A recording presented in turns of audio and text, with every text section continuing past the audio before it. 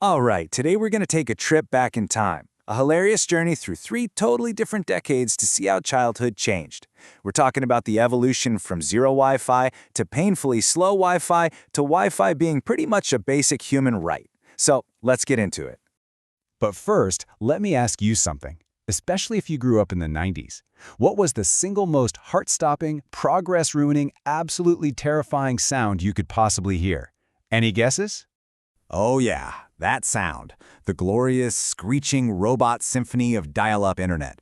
It was the sound of the future arriving, but it was also the sound of a ticking time bomb. One person picking up the phone, and poof, everything was gone. Okay, let's rewind all the way back to the 1980s. This was a time that wasn't really defined by screens, but by the great outdoors and some very, very simple tech. This quote just nails it, doesn't it? As an 80s kid, you were basically free range. You just vanished on your bike for hours. The only tracking device you had was the sun going down, and your only alarm clock was when those streetlights finally flickered on. That was the universal sign. Time to go home. You know, all that freedom came from the fact that there just wasn't much tech to keep you inside. You learned to be independent because, well, no one was really watching you. But that simple tech also meant you had some, let's call them unique chores. Oh yeah, forget about batteries. Forget about finding the remote in the couch cushions. In the 80s, if your dad was watching TV, you were the remote control. He wanted to change the channel, that was your job. You literally had to get up, walk over to the giant wooden box in the living room, and turn that clunky dial. It was great exercise, apparently.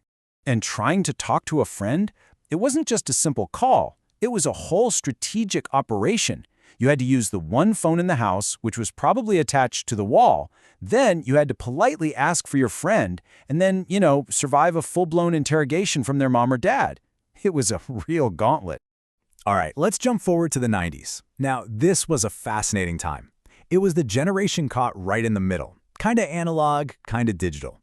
They still played outside, but they were also discovering the absolute magic and the soul-crushing frustration of the early internet. And a huge part of that was video games. Your parents would say, okay, you can play for 30 minutes, but every 90s kid knows that 30 minutes was just a suggestion. You'd sit down, start playing, and the next thing you knew, it was dark outside and 3 hours had mysteriously vanished. It was like a time warp.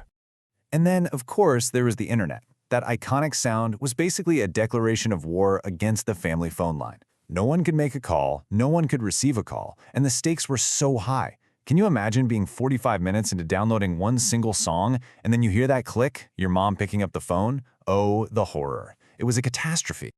Yeah, being a kid in the 90s was really all about waiting. You were always waiting for something. Waiting for that dial-up connection, waiting for a picture to load line by line, waiting for that super loud printer to finish your book report. And of course, always waiting for your turn on the one computer the whole family had to share. Man, it taught you patience. Now we leap into the 2000s. These kids weren't just introduced to the internet, they were born with it. For them, a digital world wasn't some new, exciting thing. It was just the world. It was the default setting. And this right here says it all. The 90s kid had to ask for permission. Hey mom, can I use the internet? The 2000s kid, they were just annoyed. Ugh, why is the internet so slow? The whole expectation completely flipped. It wasn't a privilege anymore, it was a utility that wasn't working right. And this change started super early. I mean, it's funny, but true. You had toddlers in the 2000s who could unlock an iPhone and find YouTube before they could even write their own name. They were digital natives from day one. But, with all that tech came a whole new universe of problems. Suddenly, the big parenting challenge was screen time. The biggest weekly crisis wasn't falling off your bike, it was forgetting your Neopets password. And don't even get me started on the absolute panic of seeing your phone battery hit 5%. The dread was real. So, after our little trip through the decades, what's the final grade? Let's take a look at the generational report card and see what each childhood really taught us. So here it is, all laid out. The 80s taught you independence, and your biggest struggle was, hilariously, a physical one. The 90s was all about balancing the old world and the new, and your hardship was an assault on your ears and your patience. And then the 2000s, the main skill was technology, and the struggles were completely digital. Forgetting your password was a legitimate crisis. Look, at the end of the day, there wasn't a better or worse childhood here. Each one had its own amazing parts, its own funny struggles, and its own memories. They were just different. So, I'll just leave you with this one question to chew on.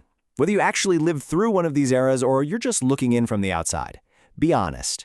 Which one of these childhoods do you secretly kind of wish you had?